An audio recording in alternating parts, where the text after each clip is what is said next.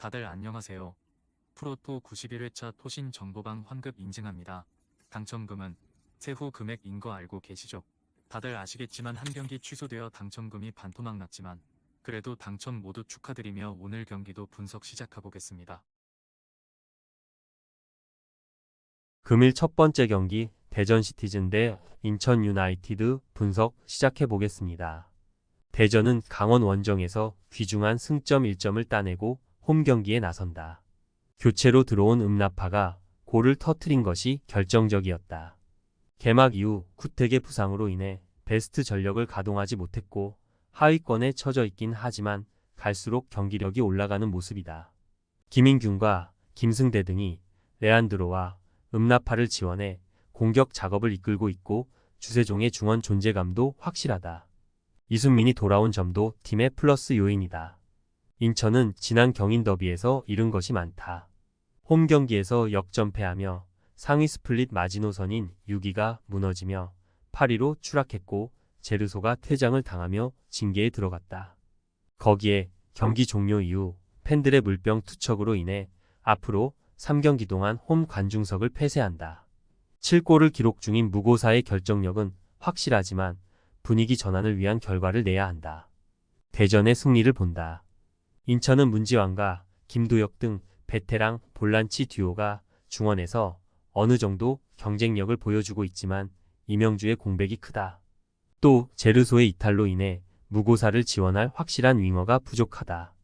홈의 이점을 살릴 수 있고 레안드로와 김승대가 돌파로 기회를 노릴 대전이 승리할 것이다. 금일 두 번째 경기 안산 그리너스 대 충북 청주FC 분석 시작해 보겠습니다. 안산은 주중 경기에서 부천과 무승부를 기록했다. 원정 경기에서 고전한 건 사실이지만 수비 조직력이 빼어났다. 중원에 나선 최한솔이 공격 전개보다는 수비 라인 보호에 신경 쓰며 상대의 침투를 저지했고 김영남과 김정호 등 베테랑 수비수들의 활약도 좋았다. 그러나 국내 선수만으로 구성된 이번 시즌 2기의 공격진에서 창의성 있는 움직임으로 해결할 선수가 없는 건 아쉽다. 청주는 주중 부산전에서 승점 1점 추가에 그쳤다. 그래도 쉽지 않은 팀 상대로 탄탄한 중원을 가동하며 경기 내용에서 밀리지 않았다. 파울리뉴와 김명순 등 기대한 공격수들의 골이 적은 건 있지만 김선민이 상대의 침투를 적극적으로 저지했고 장혁진의 존재감도 확실하다. 접전을 본다. 청주는 팀을 떠난 피터의 공백이 어느 정도 느껴지며 공격 전개가 다소 아쉽다. 부천전처럼 수비 위주로 경기를 풀어갈 안산의 수비를 쉽게 넘어서기 어려울 수 있다. 두 팀이 90분 내내 접전을 가져가며 승점을 나눠 가질 경기다. 금일 세 번째 경기 김천 상무 대 제주 유나이티드 분석 시작해 보겠습니다. 김천은 지난 울산 원정에서 종료 직전 터진 김태현의 동점골로 패하지 않았다. 울산 상대로 고전한 건 사실이지만 활동량에서 상대를 압도했고 결국 원하는 결과를 만들었다. 거기에 부상이 있던 주장 김현욱도 돌아왔기에 병장 선수들이 말년 휴가를 나가기 전 군에서 마지막 불꽃을 태울 수 있다. 이영준이 최전방에서 9번 역할을 해주는 점도 팀에는 호재다. 제주는 리그 선두인 포항 원정에서 승점을 따냈다. 전반 선제골을 허용했고 경기 내내 어려운 상황이 이어졌지만 이탈로의 동점골로 패하지 않고 두 경기 연속 무패를 기록했다. 기대했던 공격 축구는 아니지만 김학범 감독 체제에서 중원 위주로 경기력이 살아나고 있고 임창우와 정훈, 김태환 등이 수비를 잘 지키고 있다. 김천의 승리를 본다. 제주는 유리 조나탄이 있지만 헤이즈가 피지컬을 앞세운 상대의 거친 수비에 고전 중이기에 공격 루트가 단조롭다.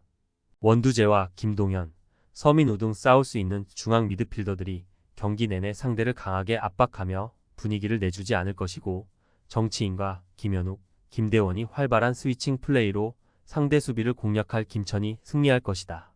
금일 네 번째 경기 수원 삼성 대 부천FC 분석 시작해 보겠습니다. 수원은 성남과 천안에 연패하며 1위 자리를 내줬다. 약팀 상대로 연승하며 내심 2위권과 격차를 벌리려 했는데 외려 안양의 역전을 허용했다. 그로 인해 팬들이 염기훈 사퇴를 원하는 구령을 외치는 일도 있었다. 그래도 주중 경기가 없었기에 선수들이 충분히 쉬었고 이 경기에 베스트 11을 정상 가동할 수 있다. 부천은 주중 홈 경기에서 경기 내내 안산을 밀어붙였지만 원하는 승점 3점 추가를 하지 못했다. 루페타와 바사니 등 교체로 들어간 선수들이 후반 기회를 노렸지만 마무리가 아쉬웠다. 이번 원정은 수원을 상대하기에 무리한 공격 운영보다는 카즈와 박현빈 등 3선 자원들이 수비적으로 버티기로 임할 것이 유력해 보인다. 수원의 승리를 본다. 부천은 이번 시즌 닐손의 수비적 영향력이 어느 정도 떨어진 모습이다.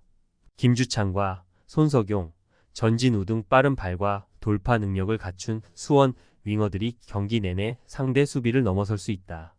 김영과 뮬리치가 기회를 해결할 수원이 연패를 끊을 것이다.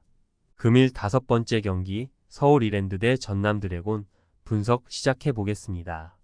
이랜드는 최근 무패를 이어가며 3위로 치고 올라왔다. 4경기 동안 13골을 뽑아내는 등 엄청난 화력을 뽐냈는데 최근 원정 2경기에서는 7골을 터뜨렸다. 9골을 기록 중인 브루노를 비롯해 이코바는 지난 라운드 멀티골을 포함해 5골을 터뜨리는 등 리그 최고의 화력을 자랑 중이다. 햄스트링 부상에서 벗어난 오스마르가 공수의 중심을 잘 잡아주기에 상승세가 이어질 것으로 보인다. 전남은 김종민과 발디비아의 전반 연속골이 터지며 상승세의 성남을 잡았다. 지난 시즌에 비해 외인 전력이 약해졌기에 득점이 적을 거라는 예상이 있었지만 초반 4위를 달리고 있다. 김종민과 하남 등이 발디비아를 잘 지원하는 모습이다. 단, 벤치에서 나와 흐름을 바꿀 조커 카드가 없는 건 아쉽다. 이랜드의 승리를 본다. 조지훈의 중원 수비 보호 아래 전남이 실점하지 않기 위해 라인을 내리고 경기에 임할 것이지만 이랜드의 상승세를 감당하긴 어려워 보인다. 이코바와 브루노 외에도 이동률과 피터, 박정인이 경기 내내 홈에서 상대 수비를 공략할 이랜드가 승리할 것이다. 토신 최종 조합은 영상 아래 고정 댓글로 말 걸어주시면 토신 정보방에서 무료로 공유해드립니다. 제발 손해보면서 토토하지 말고 다같이 웃으면서 즐겁게 베팅합시다. 함께 하실 분들은 부담 갖지 마시고 편하게 말 걸어주세요.